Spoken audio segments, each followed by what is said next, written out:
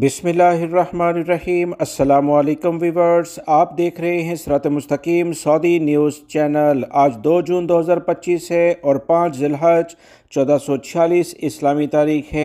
आज की न्यूज़ में ओवरसीज़ पाकिस्तानी, इंडियन और बांग्लादेशी भाइयों के लिए बहुत अहम खबर है। न्यूज़ को पूरा देखिएगा और दूसरों से शेयर भी कीजिएगा। मेरे दूसरे चैनल का लिंक वीवर्स इस वीडियो के आखिर में और कमेंट्स बॉक्स में मैंने पिन अप कर दिया है, उसे लाजमी सब्सक्राइब कीजिएगा।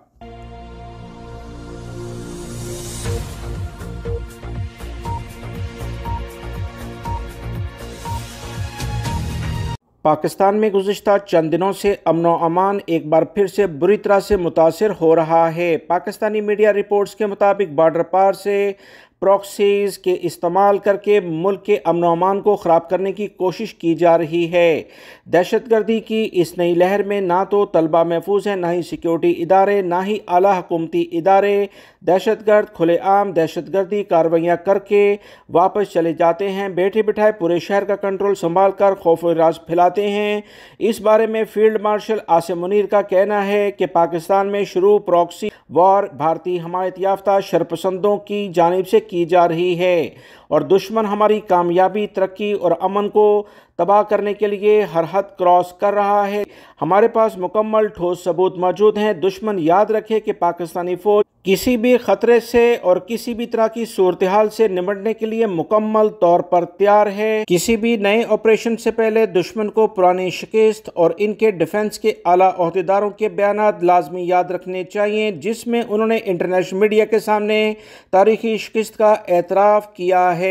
इंटरनेशनल मीडिया रिपोर्ट्स के मुताबिक पाक भारत जंग में पाकिस्तानी अफवाज की फतह के बाद एशिया में पावर पॉलिटिक्स बदलती हुई दिखाई दे रही है। ताज़ा तरीन इतलात के मुताबिक 18 साल से पाकिस्तानी शहरियों के लिए बंद कुवैती वीज़े दोबारा से खोल दिए गए हैं। दूसरी जानिब पूरी दुनिया में कोई भी ऐसा मुल्क नहीं है जो ये कहे कि पाकिस्तान की सरजमीन पर शरपसंद अनासर के लिए कोई कार्रवाइयाँ होती हैं। सबसे अहम यह है कि रूस की तरफ से पाकिस्तान के लिए नए ऐलानात भी इस वक्त खबरों की जीनत बन रहे हैं। रूस के सदर पुतिन ने कहा कि अगर पाकिस्तान चाहे तो हम $2.5 अरब की लागत से पाकिस्तान स्टील में सरमायाकारी करने को तैयार हैं। ये $2.5 अरब की सरमायाकारी रूस की तरफ से गिफ्ट होगा, लेकिन शर्त यह है कि पाकिस्तान और इंडिया की मौजूदा जो जंग हुई है उसमें इंडिया ने जो रूस से मिसाइल खरीदे थे जिन्हें पाकिस्तान ने नकारा बना दिया था, पाकिस्तान इनको हैक करके उतार चुका है। इनकी रिवर्स इंजीनियरिंग नहीं की जाएगी। आप इन जैसे दिफाई हथियार ना बनाएं, क्योंकि अब दुनिया जान गई है कि आप ऐसे हथियार बहुत आसानी से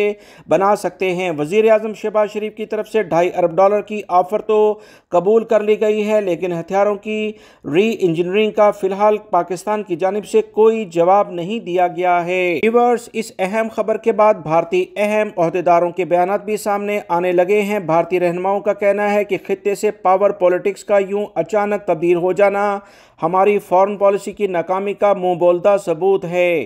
पहलगाम अटैक के बाद से लेकर ऑपरेशन सिंदूर के सीज फायर तक किसी एक मुल्क ने भी पाकिस्तान को दहशतगर्द डिक्लेयर नहीं किया। जबकि भारत ने ऑपरेशन सिंदूर लॉन्च किया तो कोई मुल्क हमारी फेवर में नहीं बोला।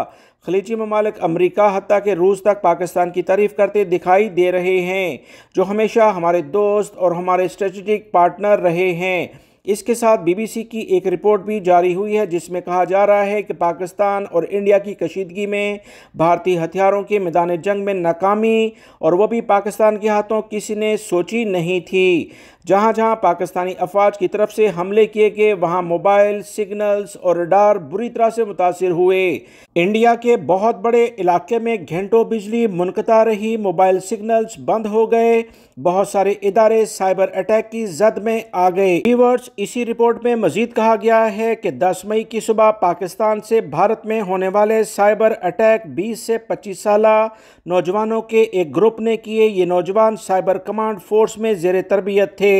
साइबर हमलों के लिए हर प्रोडक्ट्स पाकिस्तान मेड थी, जिससे बिजली के ग्रिड स्टेशंस को रोक दिया गया, ट्रेनों के सिस्टम को जैम कर दिया गया ऑनलाइन तमाम बैंकों का सेटअप पाकिस्तान के कंट्रोल में आ चुका था। व्यूअर्स, इंटरनेट वेबसाइट्स को न सिर्फ मुतासर किया गया बल्कि इनका डाटा भी डिलीट किए गए। ये सब कुछ 20 से 24 साल नौजवानों के एक ग्रुप ने किया, जिस पर हुकूमत को इस वक्त तक इतना पुख्ता यकीन नहीं था। इन तमाम वेबसाइट्स और ग्रिड स्टेशन को सिर्फ इंसानी बुनियादों पर बहाल किया गया ताकि भारत में कोई जानी नुकसान ना हो। इंसानी हमदर्दी की बुनियाद पर तमाम सेटअप को बहाल किया गया। हमारा काम सिर्फ मैसेज देना था और मैसेज इंडिया को बेहतर अंदाज में पहुंचा दिया गया। इंडिया के प्रिंट मीडिया ने बाकायदा इस बड़े साइबर अटैक की तस्दीक भी की है। मजीद इतलात के मुताबिक पाकिस्तान और इंडिया के आला ओहदेदारों का कहना है कि दोनों ममालिक की कशीदगी के दौरान बहुत से अहम पहलुओं पर गौर करने का मौका मिला और ये बात भी सामने आई है कि दोनों न्यूक्लियर पावर ममालिक के दरमियान जंग या कशीदा हालात सिर्फ दफाई हथियारों तक अब नहीं रहेंगे बल्कि साइबर सिक्योरिटी वक्त की अव्वलीन तरजीह बन गई है, क्योंकि जब 9 और 10 की दरमियानी शब पाकिस्तान ने साइबर अटैक किया तो इस साइबर अटैक से इंडिया को बहुत नुकसान पहुंचा है। साइबर सिक्योरिटी के अहम एग्जेक्टिव और बैंकिंग और मालियाती खिदमात समेत इंश्योरेंस के बड़े शोबे को मुस्तकबिल की जंगी हालात से पहले महफूज बनाने के लिए इकदाम दोनों ममालिक अब करेंगे। साइबर सिक्योरिटी के अहम ओहदेदार का कहना है कि किसी नए ऑपरेशन से पहले मालियाती इदारों यानी बैंकों का जितना सेटअप है, इंडिया हो या पाकिस्तान, उनकी लाजमी हिफाजत करनी होगी।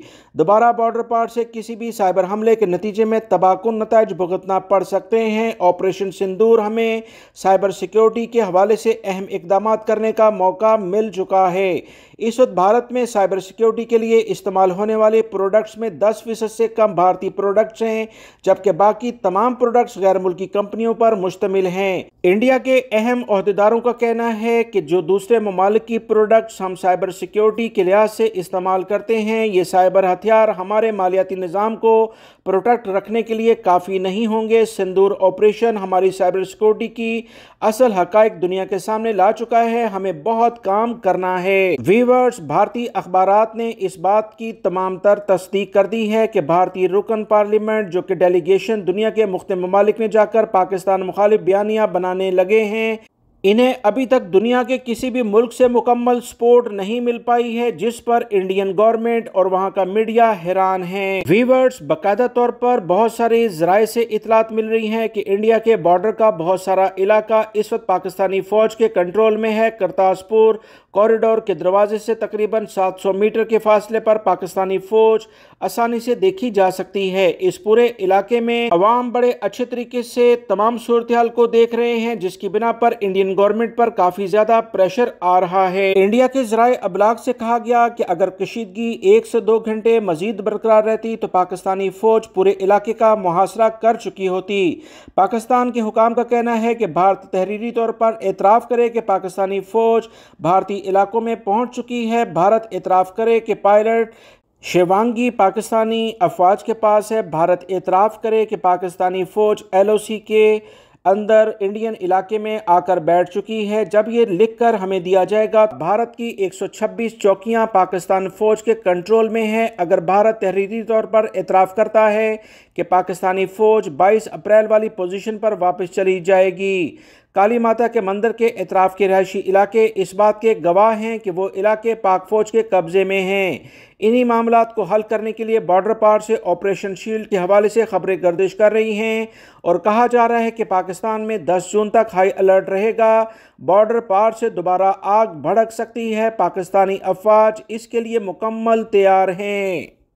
सऊदी महकमा अमनो आमा यानी सिक्योरिटी इदारों की जानिब से कहा गया कि हज सिक्योरिटी कमेटी की प्रेस रिलीज़ के मुताबिक हज सीज़न के दौरान 400 से ज़ायद जाली हज कंपनियां और दफातर के ख़िलाफ़ कार्रवाई की गई। इस दौरान हज परमिट और मक्कातुल मुकर्रमा में एंट्री परमिट के बगैर मक्कातुल मुकर्रमा दाखिल होने वाले 2,05,000 अफराद को वापस भेजा गया है। 2,70,000 अफराद को मक्का में दाखिले से रोक दिया गया है। गैर कानूनी आज़मीन को ले जाने वाले 1,239 अफराद को गिरफ्तार किया गया। हज कवानीन की खिलाफ वर्जी पर 75,000 से ज़ायद अफराद पर जुर्माने भी कर दिए गए हैं। सऊदी महकमे पासपोर्ट, जिसे जवाज़ात कहा जाता है, उनकी जानिब से कहा गया कि अब तक 14 लाख से ज़ायद आज़मीन हज सऊदी अरब पहुँच चुके हैं। हज कवानीन की खिलाफ वर्जी रोकने के लिए सऊदी अरब के तमाम दाखिली रस्तों पर सिक्योरिटी पोस्टें कायम हैं। आज से मुनासिक हज की तैयारियों को भी हतमी शक्ल दे दी गई है। इसके साथ ही आज़मीन की सलामती और तहफ़्फ़ुज़ के लिए एहतियाती तदाबीर के हवाले से हदायत जारी की गई। हदायत के मुताबिक आज़मीन गर्मी में ज़्यादा देर खैमों से बाहर ना रहें। मज़ीद इतलात के मुताबिक यौम अरफा को सुबह 10 से शाम 4 बजे तक खैमों से बाहर ना निकलें। इस दिन गर्मी शदीद होने की सूरत में जबल रहमत और मस्जिद नमरा ना जाएं ताकि शदीद गर्मी से खुद को महफूज रखा जा सके। आज़मीन अपने मुकर्ररा शेड्यूल के मुताबिक दीगर मनासिक अदा करें जो इनके इदारों की जानिब से इन्हें जारी किए गए हैं। मुशार मुक़द्दसा में ट्रांसपोर्टेशन के लिए मुकर्ररा ट्रांसपोर्ट इस्तेमाल करें जो इन्होंने पैकेज में शामिल की है। मनासिक हज की अदायगी के दौरान दिन के वक्त शदीद गर्मी में पैदल तवील मुसाफत तय ना करें। आज़मीन हज नस कार्ड के जरिए जो मालूमात दी जाती हैं उस पर अमल करें और नस कार्ड को हर सूरत में अपने पास रखें। जब कोई मुतल्लिका एहलकार नस कार्ड तलब करे तो इससे मुकम्मल ताउन किया जाए। हज सिक्योरिटी फोर्सेस का कहना है कि इतवार से हज सीज़न के इख्तिताम तक गैर मजाज गाड़ियों मोटरसाइकिलों का मुशार मुक़द्दसा में दाखिला मुकम्मल तौर पर आर्जी तौर पर मुअत्तल किया गया और इसके साथ ही मक्कातुल मुकर्रमा में गाड़ियों और मोटरसाइकिलों को चलाने के लिए खुसूसी इजाज़तनामे जारी किए गए हैं।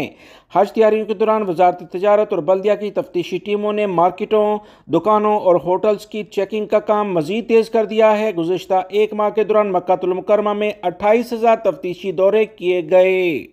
मज़ीद तफसीलात के मुताबिक ये तमाम विजिट सेंट्रल एरिया, मरकजी मार्केट्स और मीकात पर मौजूद दुकानों पर किए गए ताकि फ़रोख्त की जाने वाली अशिया का मेयार बेहतर हो और कीमत की जांच पड़ताल की जाए। इसके अलावा मक्कातुल मुकर्रमा रीजन के फील्ड स्टेशन पर भी तफ्तीशी कार्रवाइयाँ की जा रही हैं। ये तफ्तीशी दौरे हुज्जाम, सब्ज़ी की दुकानों, बेकरीज और लॉन्ड्रीज पर भी किए जा रहे हैं। चीज़ों के मेयार और कीमतों के साथ साथ सफाई के इंतजाम भी चेक करना सऊदी अरब के मुतल्लिका इदारों की अव्वलीन जिम्मेदारी है।